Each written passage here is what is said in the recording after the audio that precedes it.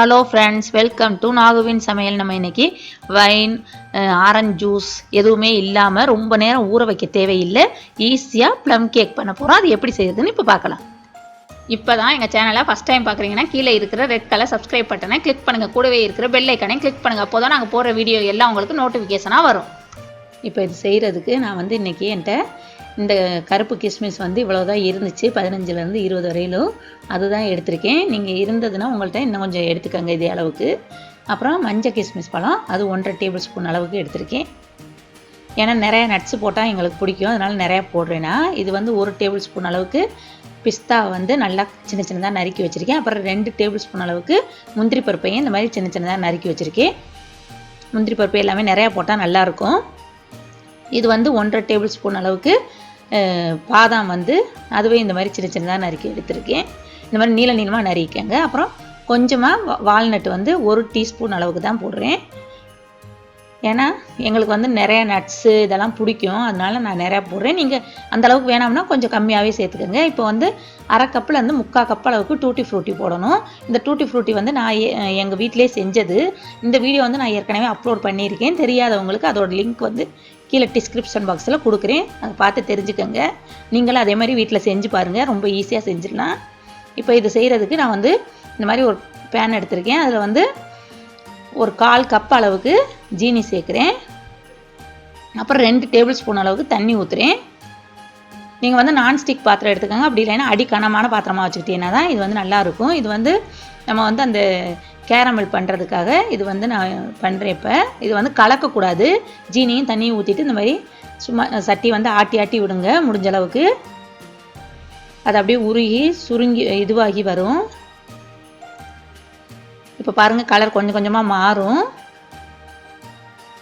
இந்த மாதிரி மாறி வந்ததுக்கப்புறம் நம்ம கருக விட்டுறக்கூடாது. கருக விட்டோம்னா கேக் நம்மளுக்கு கசப்பாக இருக்கும்.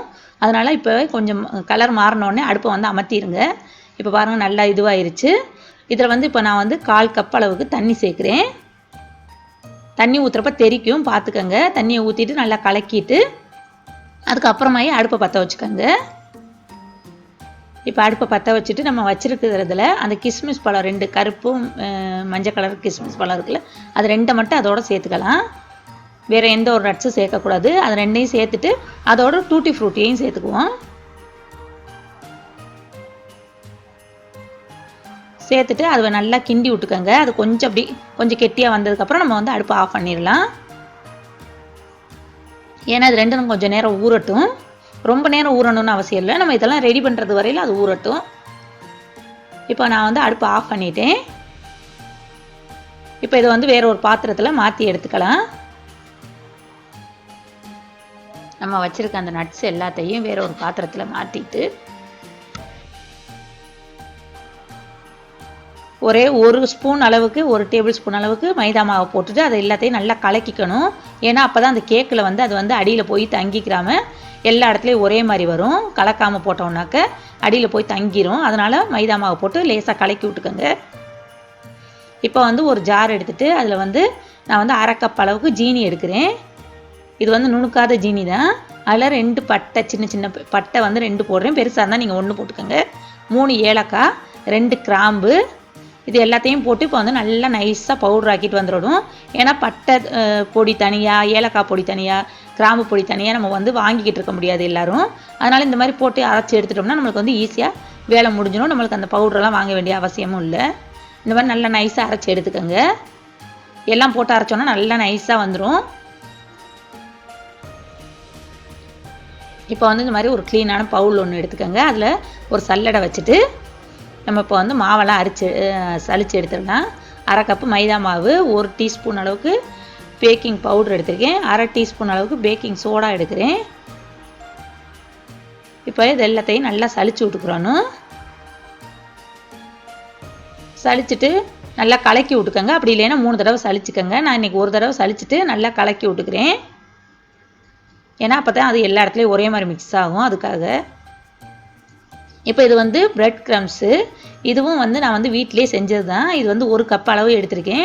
இது எப்படி செய்கிறதுனா, நம்ம வெறும் பிரெட்டை தோசை சட்டியில் எண்ணெயெல்லாம் ஊற்றாமல் சும்மா அப்படியே வறுத்து எடுத்துக்கோங்க. எடுத்துகிட்டு அதை மிக்ஸி ஜாரில் போட்டு நல்லா நைஸாக பவுடராக்கி எடுத்துக்கிட்டோம்னா அதான் பிரெட் க்ரம்ஸு. நம்மளுக்கு வந்து கிட்டத்தட்ட ஒரு 10 நாளைக்கு நம்ம வச்சு செய்யலாம். இதுவும் நான் வீட்டிலேயே செஞ்சது தான். இப்போ வந்து முட்டை வந்து 2 முட்டை அதில் உடச்சி ஊற்றுறேன். அது பிரெட் க்ரம்ஸ் வந்து 1 கப் அளவுக்கு எடுக்கணும். அப்புறம் 2 டேபிள் ஸ்பூன் அளவுக்கு நான் வந்து இன்றைக்கி வந்து நெய் வந்து ஃபஸ்ட்டே எடுத்து வைக்கல வெளியில். அதனால் இப்போ வந்து லேசாக அதை வந்து சூடு பண்ணிவிட்டு அந்த மாவில் சேர்த்துட்டு இப்போ வந்து எல்லாத்தையும் நல்லா கிண்டிக்கலாம். இப்போ பாருங்கள் எல்லாத்தையும் கிண்டியாச்சு. இப்போ நம்ம அரைச்சி வச்சுருக்க அந்த ஜீனியையும் கொட்டிட்டு நல்லா கிண்டி விட்டுக்கோங்க. கொஞ்சம் கெட்டியாக தான் இருக்கும். ஏன்னா நம்ம ஃபஸ்ட்டு வந்து இதுவாக சேர்க்குறதுனால கெட்டியாக தான் இருக்கும். நம்ம மெதுவாக கிண்டி விடணும். அப்புறம் நம்ம கலக்கி வச்சுருக்க அந்த நட்ஸ் எல்லாத்தையும் சேர்த்து விட்டுக்கலாம். அப்புறம் அந்த டூட்டி ஃப்ரூட்டி கிஸ்மிஸ் பழம் எல்லாம் ஊற வச்சுருந்தோம்ல எல்லாத்தையும் போட்டுட்டு கொஞ்சம் நல்லா கிண்டி விட்டுக்கோங்க.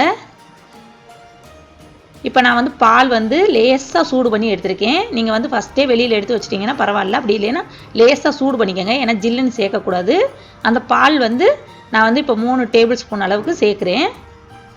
நீங்கள் வந்து மாவு வந்து கொஞ்சம் தண்ணியாக இருந்துச்சுன்னா பால் சேர்க்க தேவையில்லை. எனக்கு வந்து மாவு வந்து கொஞ்சம் கெட்டியாக இருக்கிறதுனால தான் நான் பால் வந்து சேர்க்குறேன். ஏன்னா கொஞ்சம் லூஸாக இருந்தால் தான் கேக் வந்து நம்மளுக்கு நல்லாயிருக்கும். அதுக்காக சேர்க்குறேன். இப்போ பாருங்கள் சேர்த்துட்டு நல்லா கிண்டி விட்டாச்சு. இது நட்ஸ் எல்லாம் நிறையா போட்டதுனால சூப்பராக இருந்துச்சு இந்த கேக்கு. இப்போ நான் வந்து அவன் வந்து 150 டிகிரியில் 10 நிமிஷம் வந்து ப்ரீ ஹீட் பண்ணியிருக்கேன். இப்போ வந்து இந்த மாதிரி ஒரு பேன் எடுத்து அதை வந்து க்ரீஸ் பண்ணி வச்சுருந்தேன். அதில் இப்போ அந்த மாவை வந்து ஊற்றியாச்சு. இப்போ இதை வந்து நம்ம வந்து அவனில் வந்து 30லேருந்து 35 நிமிஷம் வரையிலும் வச்சு பேக் பண்ணி எடுத்துடலாம். இப்போ பாருங்கள் எடுத்தாச்சு. இந்த மாதிரி குச்சியில் குத்தி பார்த்தோம்னாக்க நம்மளுக்கு வந்து கையில் வந்து ஒட்டாமல் வரணும்.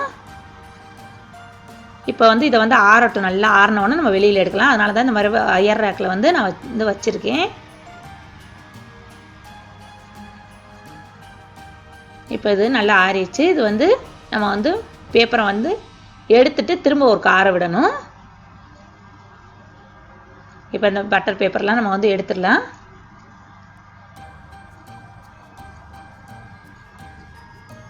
பாருங்கள் எவ்வளோ சூப்பராக வந்திருக்குன்னு.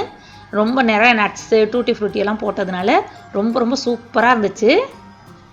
இந்த கேக் வந்து இப்படியேயும் சாப்பிடலாம். இது மேலே வந்து ஜீனி வந்து நம்ம வந்து பவுடர் ஆக்கிட்டு அதை வந்து சல்லடை இருக்குல்ல, சின்னதாக ஒரு சல்லடையை வச்சுட்டு அப்படி விரலை வச்சு தட்டி விட்டோம்னாக்க அது மேலே வந்து அப்படியே பவுட்ரு மாதிரி சுகர் வந்து தூணு மாதிரி இருக்கும். அதுவும் நல்லாயிருக்கும். அந்த மாதிரி வேணாலும் நீங்கள் செஞ்சுருக்கலாம். இது வந்து ரொம்ப ரொம்ப சூப்பராக இருந்துச்சு. இந்த கிறிஸ்மஸ்க்கு எல்லோரும் ட்ரை பண்ணி பாருங்கள். இந்த வீடியோ உங்களுக்கு பிடிச்சிச்சின்னா லைக் பண்ணுங்கள், ஷேர் பண்ணுங்கள், சப்ஸ்கிரைப் பண்ணுங்கள். கூடவே இருக்கிற பெல் ஐக்கானையும் கிளிக் பண்ணுங்கள். தேங்க்யூ.